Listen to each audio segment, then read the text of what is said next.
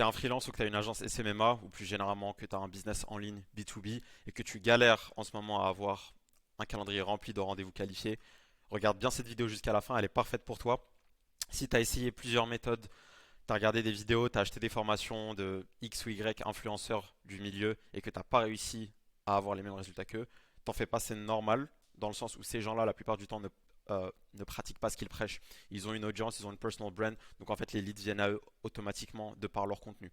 Si tu es débutant ou que tout simplement tu es quelqu'un qui n'a pas vraiment une audience, pas forcément d'audience ou pas forcément de gros following sur les réseaux, c'est totalement normal que leur méthode ne marche pas sur toi. Je vais te montrer un système totalement outbound qui peut être utilisé par quelqu'un qui commence de zéro ou qui débute du moins dans son agence et que tu peux reproduire dès aujourd'hui dans ton agence. Donc je vais te montrer directement à quoi ressemble mon calendrier pour ce mois et les derniers mois. Donc pour le mois de mai, tu peux mettre pause et faire le calcul. On est à peu près une trentaine de rendez-vous bookés. Donc tout ça, c'est du 100% organique. Je répète, c'est du 100% organique.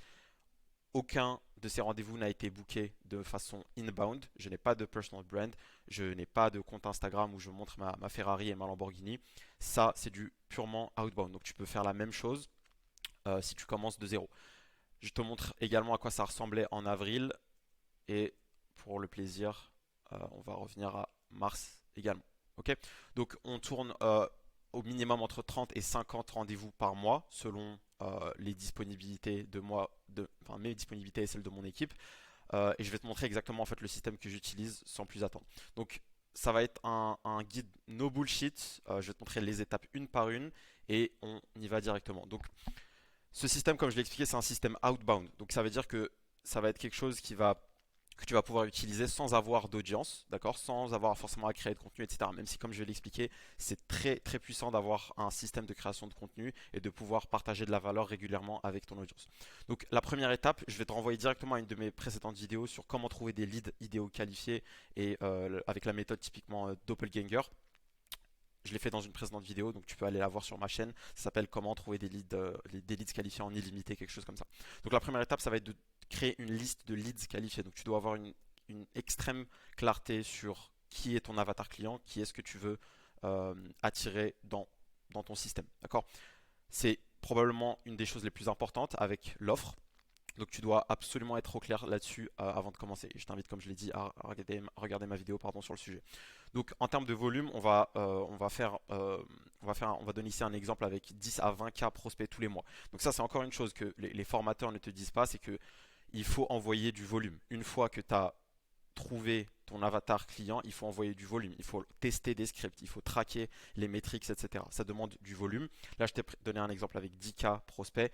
Moi, pour ma part, je peux envoyer de 20 à 30 cas messages tous les mois à mes prospects idéaux, que ce soit pour moi ou pour mes clients.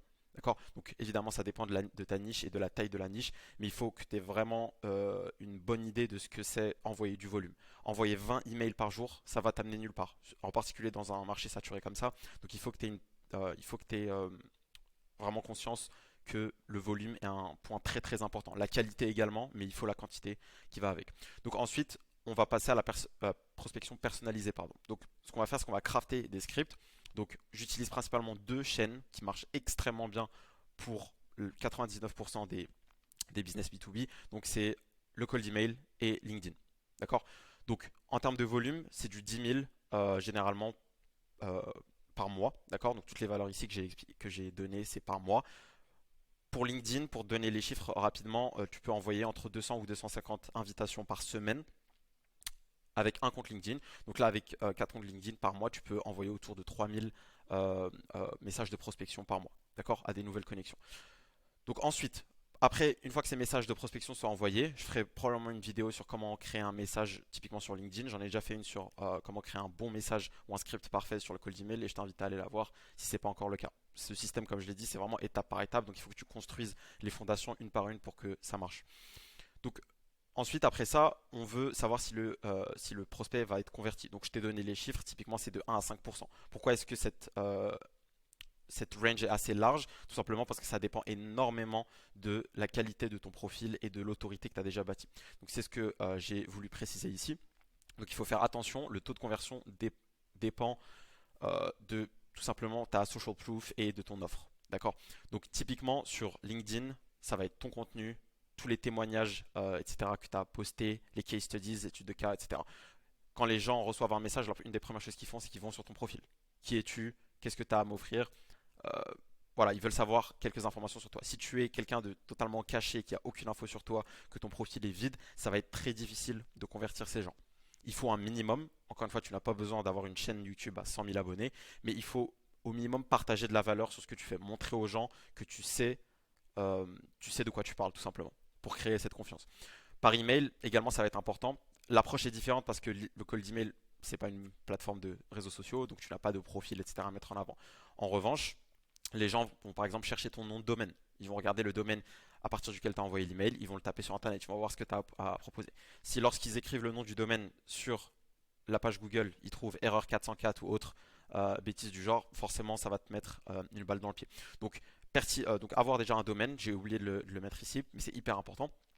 Une landing page très simple, je ferai probablement une vidéo là-dessus si tu as du mal à avancer sur ce point-là, mais tu n'as pas besoin de faire quelque chose de compliqué.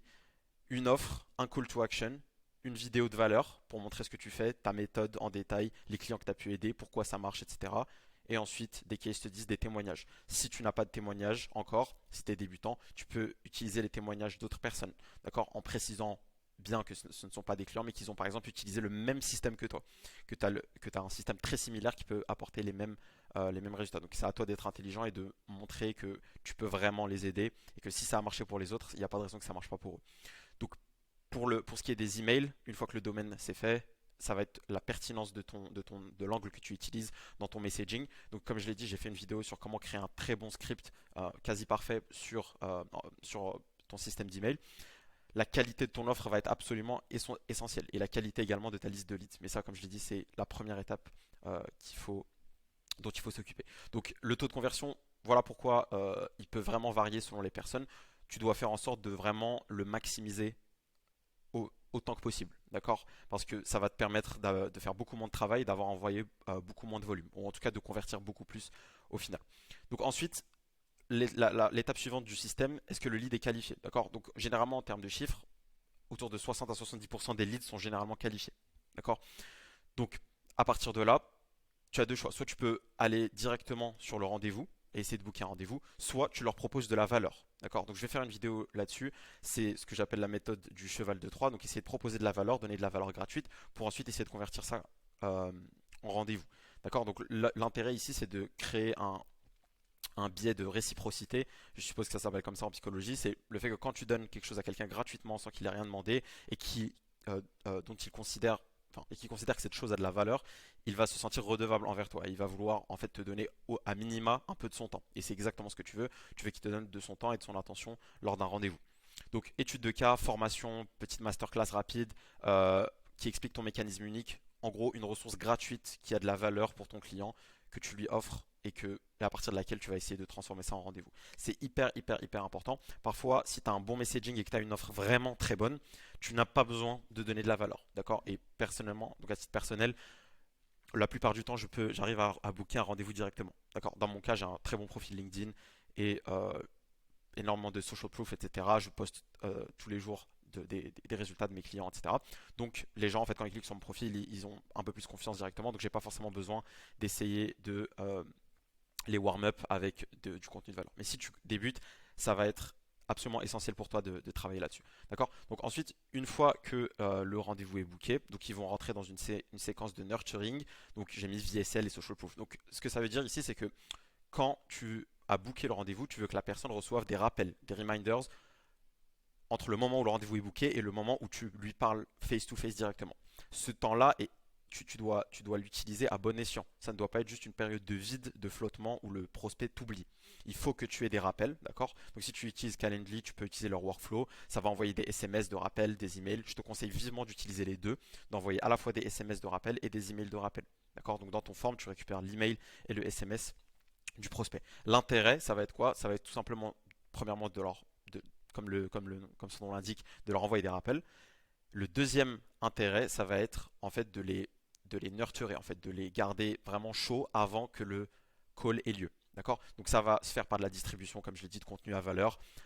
envoyer de la social proof, dire voilà, j'ai aidé un tel à aller de temps situation A à situation B en seulement X temps en utilisant notre système. Voilà le système qu'on a utilisé. Voilà, j'ai hâte d'en parler avec vous dans le call qu'on a vendredi à 16h. D'accord? Donc ça peut être, donc ça va être très puissant parce qu'en fait, le prospect va déjà savoir ce que tu as à offrir. Le but ici, c'est de rendre les calls les plus courts possibles et de s'éviter un maximum d'objections. D'accord? Toutes les questions un peu inutiles, mais en fait que le prospect va quand même se poser. Le but, c'est de s'en débarrasser avant que le call ait lieu. Donc ça va créer en fait un effet de levier. Tu vas te gagner énormément de temps parce que c'est des vidéos que tu vas créer une fois, une bonne fois pour toutes et que tu vas distribuer à tous les clients pour les garder bien chauds. Donc étape suivante, c'est le rendez-vous de démo. Donc certaines personnes font deux calls avant de closer, certaines personnes en font une, certaines personnes en font cinq. Ça dépend encore une fois de la situation dans laquelle tu es, du prospect, de son histoire, etc. Chaque prospect est unique. Donc ne répète pas ce qu'on t'a appris dans ta formation X ou Y que tu as acheté comme un robot. Chaque prospect est unique. Tu dois lui parler comme un individu. Tu vends à une personne et non pas à un business. Même si la personne à qui tu parles est un dirigeant et le dirigeant d'un business. Tu parles à une personne qui a une histoire personnelle, qui a des expériences personnelles et tu dois avoir une approche très personnalisée une fois que tu es en call. D'accord? Donc un rendez-vous de démo, donc c'est quelque chose d'assez standard. Si la personne ne show pas, tu follow up immédiatement avec elle. Donc moi ce que je te conseille c'est d'appeler la personne après 1 à 2 minutes euh, que, du temps du call, du temps convenu, et lui demander si elle vient, etc., s'il y a un imprévu. D'accord? À ce moment-là, tu peux reschedule un call, reprendre un autre rendez-vous, ou alors tout simplement follow up avec elle un peu plus tard si elle ne répond pas. D'accord?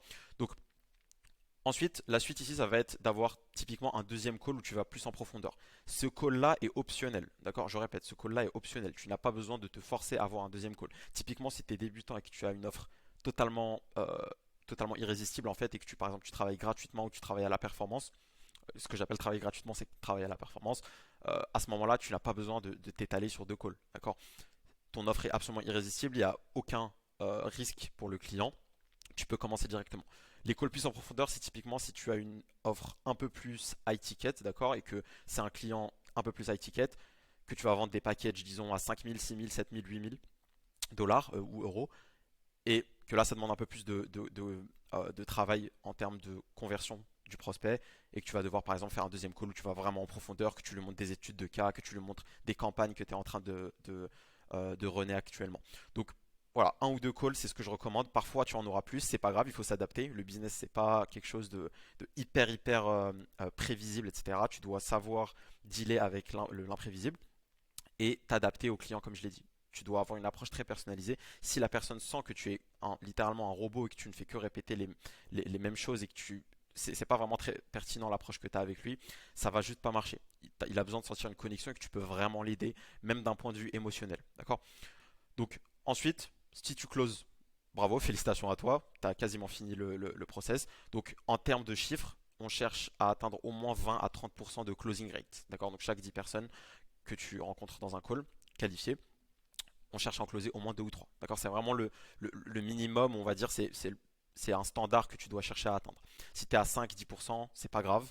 En particulier si tu es un débutant, ça va venir avec le temps, etc. Et avec surtout une bonne méthode d'entraînement en termes de sales. Je vais probablement faire une vidéo sur comment s'entraîner et devenir très très bon en sales parce que c'est hyper important et il y a une méthode très systématique que tu dois utiliser pour devenir meilleur. D'accord? C'est un skill comme les autres, comme coder, comme savoir dessiner, comme savoir jouer de la guitare. Tu dois t'entraîner pour devenir meilleur. Ça ne vient pas naturellement, même si certaines personnes, évidemment, ont un peu plus de talent que d'autres.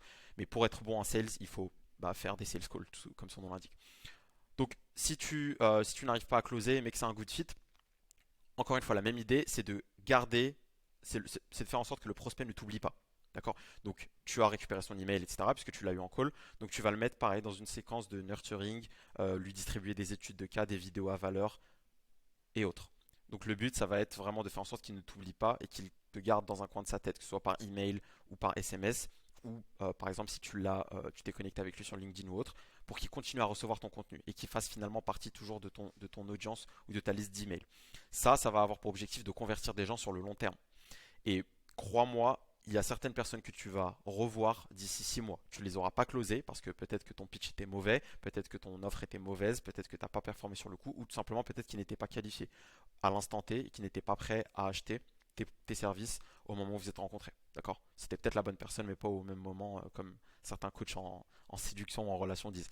Donc, Là, l'objectif, c'est de les garder en fait dans ton audience ou à ta portée pour qu'ils puissent convertir plus tard. D'accord? Et ensuite, tu les rebookes dans un deuxième call et tu essaies de les convertir. Ça m'est arrivé énormément, énormément de fois. Ça arrive à des clients, donc ne sous-estime pas ça. C'est littéralement de l'argent laissé sur la table euh, et ça te demande littéralement rien. Ça te demande juste de les mettre dans une séquence de nurturing.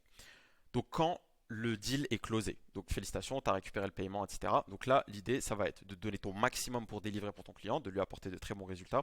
Si le client est content de la prestation et qu'il est content d'avoir travaillé avec toi, typiquement, tu vas renouveler le contrat, il va vouloir continuer à travailler avec toi. Et là, c'est le moment de récupérer en fait une étude de cas, d'accord, ou un témoignage. Ça va être hyper important. Le conseil que je te donne, c'est de soit faire une interview, soit de demander une vidéo, un témoignage vidéo de ton client. C'est très important que ce soit un témoignage vidéo parce que ça augmente énormément ta crédibilité et ça crée énormément de confiance pour tes futurs clients.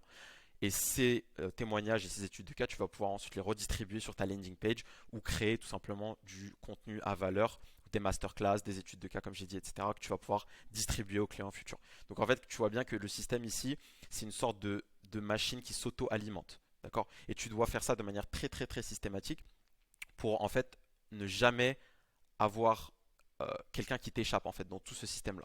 L'objectif, c'est de dès que quelqu'un rentre dans ce tunnel-là, il n'en sort jamais, ou plutôt s'il en sort, c'est qu'il t'a déjà apporté énormément, énormément de valeur. Et c'est comme ça que tu crées une vraie machine qui peut te faire closer des clients et qui te fait scaler ton business de manière prédictible et de manière scalable pardon, surtout. Ok, là, j'ai donné des chiffres en email, mais en fait, tu peux juste acheter d'autres boîtes mail, tu peux acheter d'autres comptes LinkedIn, etc., etc., et scaler ça à l'infini. Une fois que tu as trouvé une méthode qui marche, et cette méthode-là que je te présente marche, que ce soit pour moi ou pour mes clients, une fois que tu as trouvé quelque chose qui marche, juste tu vas chercher à le scaler. D'accord? Donc voilà tout pour le système que j'utilise. Je vais probablement faire des vidéos pour aller plus en profondeur sur certains détails, d'accord? Donc typiquement sur comment je crée le système d'email et comment ça marche, quels sont les coûts associés, etc.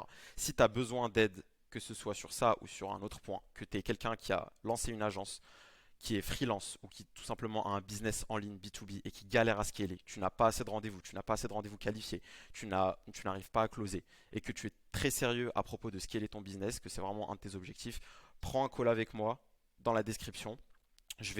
On va faire un audit ensemble, voir ta situation, etc. Et si tu as un bon fit, on peut travailler ensemble sur un coaching. Et pour les 6 prochains mois, l'objectif, ça va être de de te rajouter 5 à 10 cas par mois de manière prévisible et consistante dans ton business. Merci d'avoir suivi et passe à l'action.